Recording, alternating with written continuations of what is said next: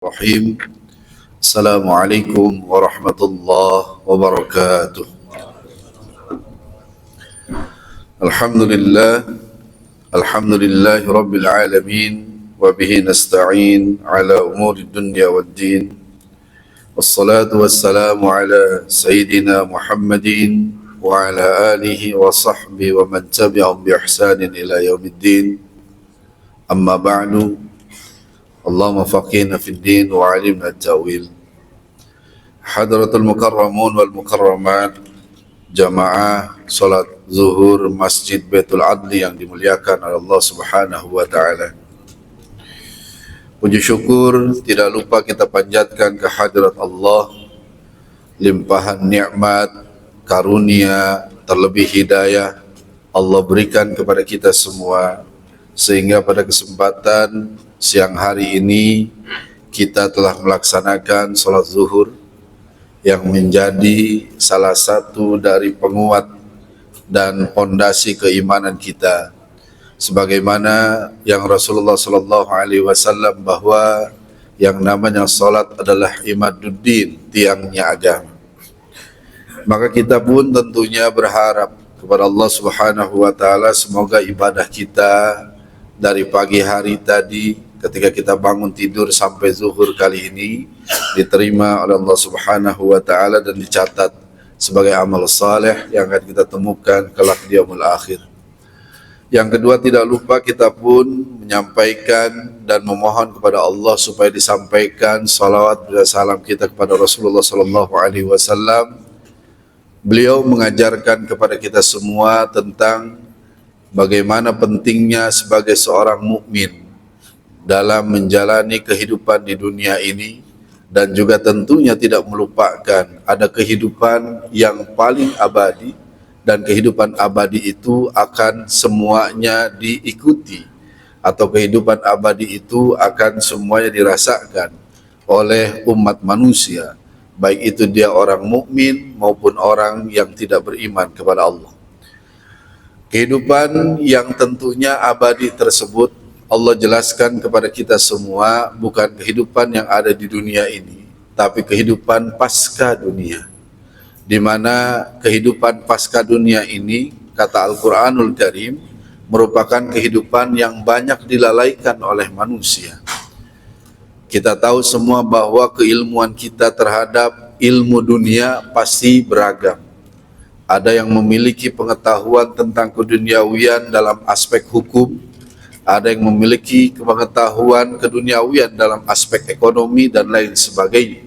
Semua ilmu-ilmu keduniawian Allah berikan kepada kita. Tapi pengetahuan dan keilmuan terhadap akhirat tidak semuanya orang akan mengetahui. Kenapa? Karena pada hakikatnya ketika manusia disajikan tentang kehidupan akhirat atau tentang perjalanan yang harus dia jalani di akhirat, manusia itu sendiri cenderung untuk tidak mau mengikutinya, atau bahkan mungkin manusia itu juga cenderung menolak karena kehidupan akhirat belum tertata, belum terlihat secara jelas dalam mata manusia. Hal ini Allah firmankan dalam surah Ar-Rum ayat 7. Allah berfirman, Bismillahirrahmanirrahim, ya'lamuna zahiran minal hayati dunya wahum 'anil akhirati hum ghafilun. Kebanyakan manusia itu mengerti, faham dan mengetahui tentang seluk-beluk kehidupan di dunia, tapi kehidupan akhirat mereka lupakan. Kenapa? Karena tentunya karena keasyikan, karena tentunya merasa bahagia, karena tentunya merasa ingin memiliki segala sesuatu yang berbau tentang dunia, mengakibatkan manusia itu jauh dari kehidupan akhirat tadi. Akan tetapi seyogyanya kita diingatkan oleh Allah Subhanahu wa taala baik secara langsung maupun tidak langsung tentang pentingnya untuk mereview, melihat kembali bagaimana posisi kita yang akan kita tempati di akhirat. Bahkan nasihat itu bukan datang dari Allah kepada manusia, tapi nasihat itu pernah datang dari malaikat Jibril kepada Rasulullah sallallahu alaihi wasallam. di mana dalam satu ketika Rasulullah Sallallahu Alaihi Wasallam sedang bertahanus. Apa itu tahanus? Tahanus itu menyendiri. Kemudian Rasulullah Sallallahu Alaihi Wasallam didatangi oleh malaikat Jibril. Di dalam hadis tersebut Rasulullah mengatakan bahwa Rasulullah bersabda bahwa atani Jibril, datang kepadaku malaikat Jibril. Kemudian faqala, malaikat Jibril itu berkata, ya Muhammad, ishma syi'ta fa innaka mayyitun, wahbub ma syi'ta fa innaka mufariqun, wa'mal ma syi'ta fa innaka majziyun. Wahai Muhammad, kata malaikat Jibril, ishma syi'ta, hiduplah sesukamu. Akan tetapi apa kata malaikat Jibril? Fa innaka mayyitun, karena pada hakikatnya kalian atau Anda akan menjadi seorang mayit. Kemudian wahbub masyita, cintailah segala sesuatu sesukamu. Cintailah segala sesuatu, tapi ingat, Anda semua, kata malaikat Jibril, bahasa kitanya, akan dipisahkan dari apa yang Anda cinta. Wa'mal masyita, bekerjalah, beramallah sesuai dengan apa yang kamu kehendaki. Fa innaka majziyum bih, kata malaikat Jibril, sesungguhnya amalan-amalan yang kita lakukan itu akan kita pertanggungjawabkan di hadapan Allah Subhanahu wa taala. Kenapa hal ini disampaikan oleh malaikat Jibril kepada Rasulullah? Pada hakikatnya bukan malaikat Jibril yang ingin menyampaikan pesan ini kepada Rasulullah, tapi pada hakikatnya Allah memerintahkan malaikat Jibril untuk menyampaikan nasihat ini agar nasihat ini disampaikan oleh Rasulullah kepada umatnya. Di mana Rasulullah faham, bahkan Allah Subhanahu wa taala lebih faham, yang namanya manusia ketika menjalani kehidupan, pada hakikatnya atau pada dasarnya perjalanan kehidupan manusia itu ingin dilakukan sekeinginan manusia. Kita bisa melihat bagaimana di kita saja, di lingkungan kita saja, kita bisa melihat misalkan orang-orang yang memiliki hobi yang bermacam-macam, memiliki misalkan kebiasaan bermacam-macam, memiliki misalkan kelakuan yang bermacam-macam, karena pada hakikatnya kelakuan, hobi, dan juga amalia-amalia yang lain, termasuk corak hidup yang dia lakukan, itu adalah sekemauan dia.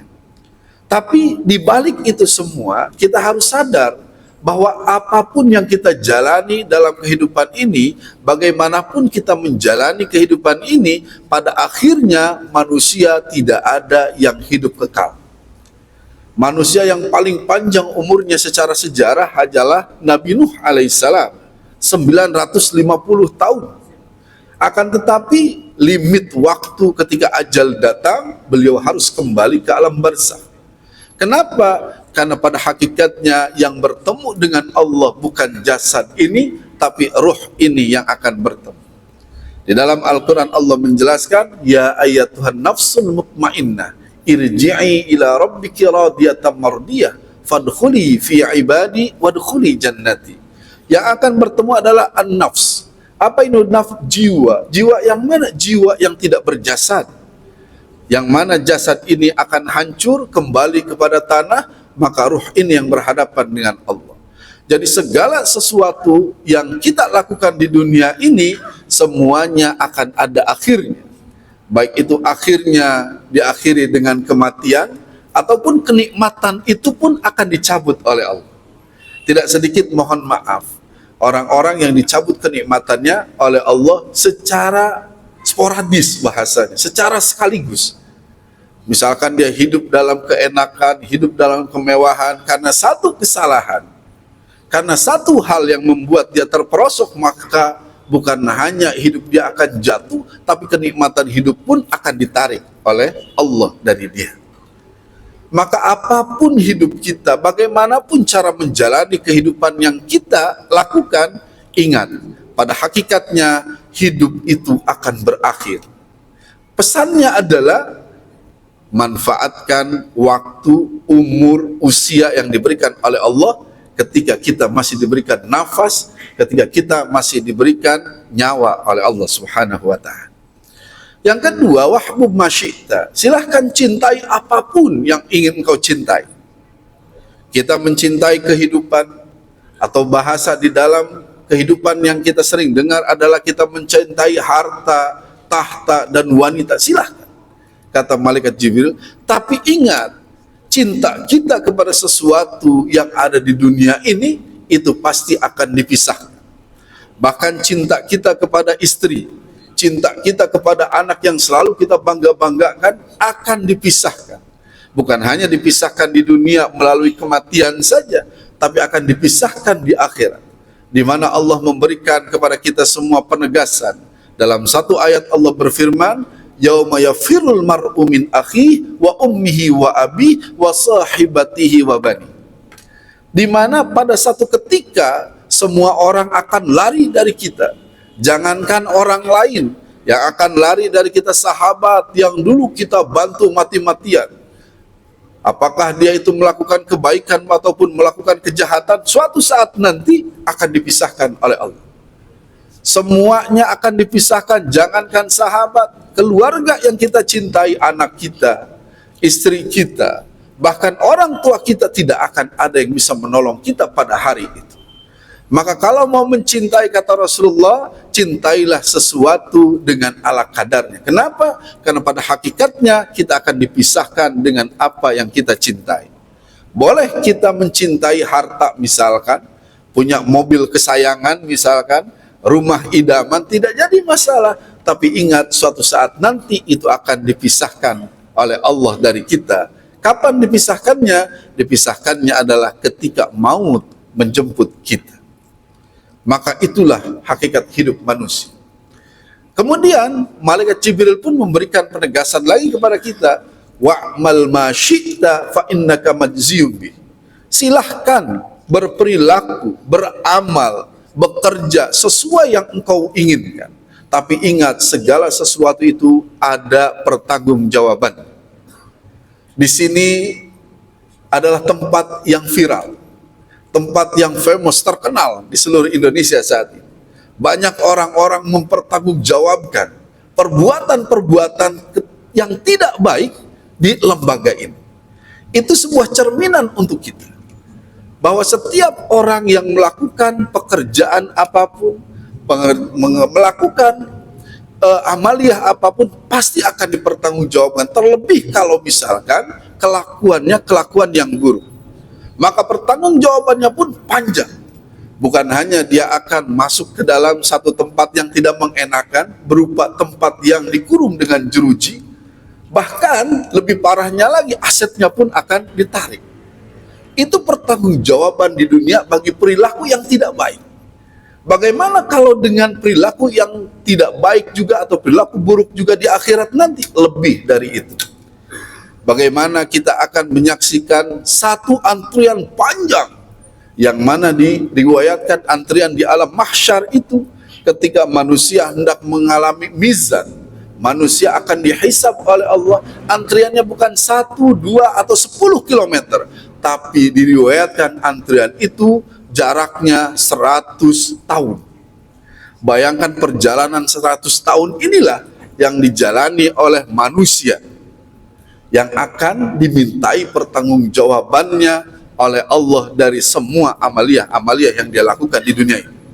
Baik itu misalkan dia melakukan kejujuran, atau bahkan kecurangan pun akan Allah Subhanahu wa Ta'ala pertanggungjawabkan di sana. Bahkan satu riwayat dikatakan bahwa seekor kambing yang ketika di dunia dia tidak sengaja menubruk kambing sebelahnya, mengakibatkan patah dari tanduk kambing sebelahnya, itu pun akan masuk kepada hisab di yaumul akhir nanti. Maka amal apapun silahkan lakukan, kata malaikat Jibril, tapi ingat, setiap amalan yang kita lakukan akan dipertanggungjawabkan di akhirat, dan tidak akan pernah lepas dari pandangan Allah dan pengadilan Allah. Pengadilan dunia mungkin masih bisa, tapi pengadilan akhirat tidak ada. Kenapa? Karena disitulah Allah yang maha adil akan mengadili semua umat manusia. Sebagai orang yang beriman, kita pun sadar bahwa tentunya bekal yang kita lakukan di dunia ini, kalau di akhiratnya ingin menjadi orang-orang yang lancar, memiliki pahala yang banyak, bekalnya adalah cuma satu. Sebagaimana yang Allah sampaikan, wa tazawwadu fa inna khairaz zadi taqwa, berbekal dengan ketakwaan. Kemudian Malaikat Jibril pun menyampaikan kepada kita semua tentang kalau ingin menjadi manusia yang paling mulia, kata Malaikat Jibril, kemuliaan itu akan lahir, itu akan diberikan bagi orang-orang yang suka menghidupkan malamnya dengan beribadah. Di dalam riwayat itu dikatakan bahwa wa'lam anna syarafal mu'min qiyamuhu bil lail. Ingatlah wahai Muhammad, paling mulianya seorang mukmin adalah orang yang mampu menghidupkan malamnya dengan ibadah. Kenapa? Karena di beberapa riwayat dikatakan bahwa Allah Azza wa Jalla itu turun ke langit dunia pada posisi sepertiga malam.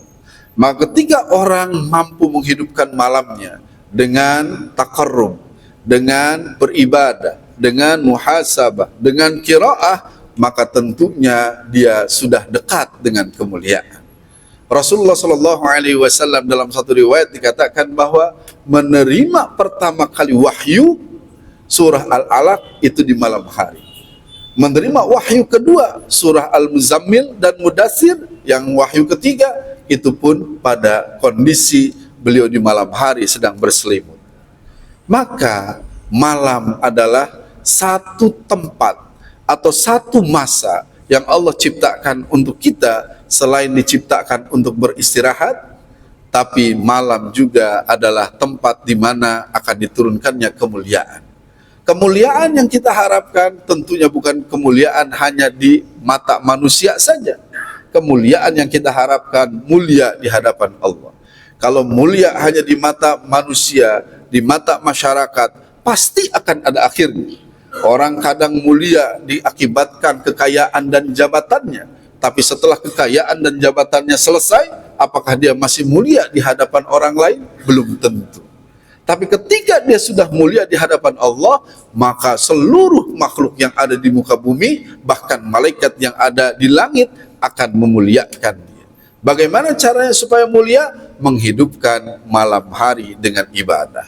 Kapan itu? Tentunya di sepertiga malam terakhir. Dan insya Allah kita yang hadir di sini masih mampu untuk menghidupkan malam-malam tersebut. Caranya cuma satu. Apa itu? Menghilangkan rasa malas dalam diri. Itu yang harus kita lawan. Sisanya insya Allah kita akan mampu untuk menggapai kemuliaan tersebut kalau kita bersungguh-sungguh bertahajud untuk mendapatkan. Yang terakhir, Malaikat Jibril mengatakan bahwa wa izzahu istighna'uhu 'anil nas. Orang yang paling tinggi derajatnya, kata Malaikat Jibril, adalah orang yang tidak menjadikan dirinya bergantung kepada manusia. Kenapa tidak bergantung kepada manusia? Karena manusia itu ada kelemahannya.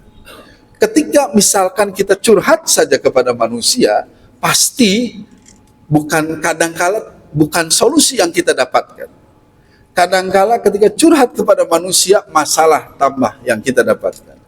Maka 90% masalah itu bisa diselesaikan melalui memperbaiki hubungan kita dengan Allah. 10%-nya adalah wasilah-wasilah yang Allah turunkan ke muka bumi ini.